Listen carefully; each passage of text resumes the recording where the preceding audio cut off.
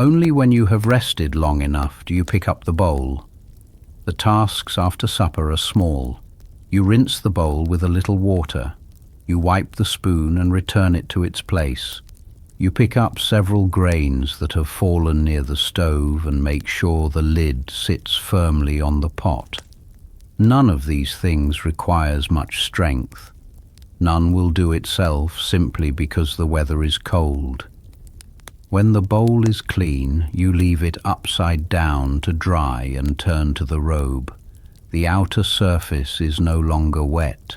One cuff is still damp, so you change the way it hangs and let the other side face the warmth. Under the lamplight, its patches show in several shades. You no longer remember when the oldest one was sewn. The newest lies at the right cuff. Tonight, there is another tear to mend near the lower edge, where a thorn caught the cloth several days ago. The opening is small. Left alone, it will grow with every long step. Your old needle struggled against the heavy cloth, which is why you bought a new one today. You unwrap it now. The needle reflects only a point of light. You find the thread you have saved and bring the end toward the eye. The first attempt misses. You move the lamp a little closer, steady your hand, and succeed on the second. There is no need to make the flame brighter. The light you have is enough. You align the two sides of the tear and begin from within. The new needle passes through the cloth cleanly. Your fingers do not need to push and twist as they did before. For such a small object, it offers an almost unreasonable amount of satisfaction. One stitch enters, one stitch returns. The thread draws the cloth together. Outside, a little weight of snow slips from the eaves and lands with a soft collapse. You pause to listen, then continue. The stitches do not need to be beautiful. They need only be close enough and strong enough. This robe has long since stopped asking for beauty. It asks to remain a robe. You finish the seam and run a thumb along it. It will hold. The thread is cut, the needle wrapped, and both are returned to the place you prepared earlier. The bent old needle remains nearby. You do not throw it away. A tool that is no longer good for thick cloth may still serve some smaller purpose. There is one more repair to make. The strap on your carrying bundle has begun to loosen where the material folds around itself. You bring it into the light and examine the weak place. The journey through the snow has pulled it tight, and several holes have stretched. This is work for the new awl. You press the iron point through the thick material, turning it slowly until it passes. The wooden handle sits comfortably in your palm. You make a second hole, then guide a cord through and draw the loose layers together. The knot resists. You pull once, then again. At last, it tightens into place, perhaps because it has accepted the argument, and perhaps because it has simply run out of cord. You test the strap with both hands. It is stronger now. Tomorrow, it will hang from its peg. On the next market day, or the next journey into the hills, you will use it without giving tonight's repair much thought. This is what successful mending usually becomes. A problem you are allowed to forget. You return the awl to the other tools. The room has grown warmer, though not warm enough to make you careless. The robe is drying. The stove holds a steady red glow under the remaining wood. Your hands, busy with needle and cord, have stayed loose. You tidy the small pieces of thread. You coil what remains of the cord. Then you sit back. The necessary work of the evening is done.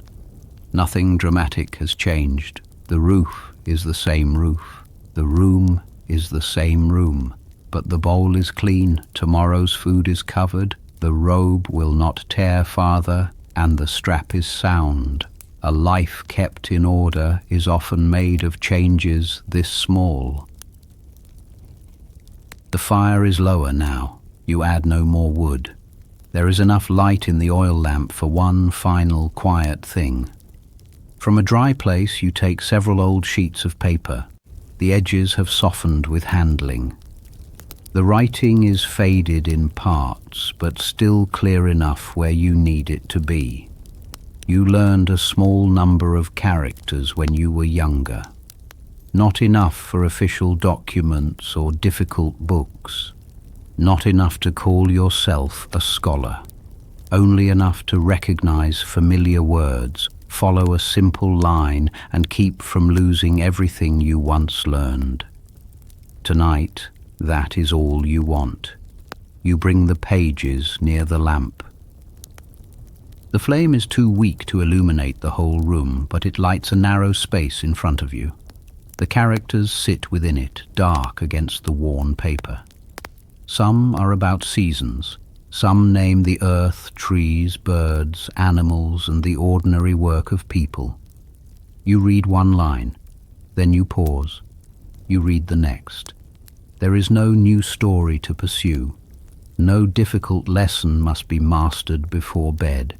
You allow the familiar characters to pass through your attention as familiar landmarks passed beside the road. The lamp flickers. Shadows move across the paper and settle again. You reach a line you have read many times. Before your eyes arrive at the final character, your memory has already supplied it. Knowing what comes next does not lessen the pleasure. Tonight, predictability is a kindness. After a few more lines, you stop. The oil need not be spent further. Your eyes have begun to tire, and the shapes on the paper are becoming softer at their edges. You stack the sheets in their proper order and return them to the dry place. Tomorrow, or another evening, or another night of snow, they will still be there. The day has reached its true ending. You check the wooden bar across the door one final time. It is secure. The grain, salt, oil, needle and awl are all put away. The open flame in the stove is nearly gone. A dim red glow remains beneath the ash. You do not add more wood. You prepare your sleeping place and unfold the old bedding. It is not soft in the way new bedding might be soft. It carries the familiar scent of the room, the house, and your own winter nights. You sit and remove the last damp outer layer. Your shoes are where you can reach them in the morning. The mended robe hangs safely near the fading warmth. Everything you will need after sunrise is in a place your hands remember. You lean toward the lamp. With one breath you put it out. The flame narrows to a tiny point, then it is gone. Darkness returns to the room, but it is not the same darkness that greeted you at the door. Then the house was cold. There was no fire, no supper, and no warmth in your hands. Now the darkness rests over heat hidden beneath the stove ash. It rests over food saved for morning and supplies brought safely home from the market. You lie down and draw the bedding to your shoulders. The wind has weakened. Snow is still falling. It settles on the roof. It settles before the door. It settles on the village path and the road that leads back toward the town. Farther away, it covers the prints you left while walking home. You no longer need those prints. You are here. The hides have been sold. The grain has been bought. The salt, the lamp oil, the needle, and the awl no longer weigh upon your back. Tomorrow will have its own work. You may need to clear snow from the threshold. You may warm the porridge left in the pot. You may walk toward the edge of the hills and look for new signs along the ground. But none of that belongs to tonight. Tonight the door is barred. The bowl is clean, the robe is mended, the fire is quiet. You do not need to walk any farther. You do not need to count anything. You do not need to search for anything. You need only listen to the snow. A little wind passes the corner of the house, then it moves away. The room remains still.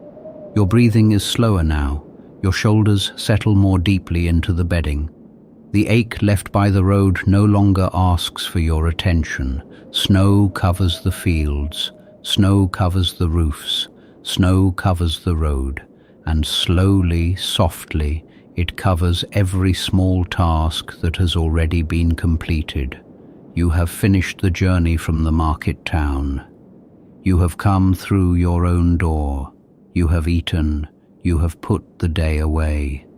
The night asks nothing more of you. You may continue listening to the snow, or you may let the sound go. The story will remain here in this small house at the edge of the village, keeping watch beside the last warmth beneath the ash. And you may sleep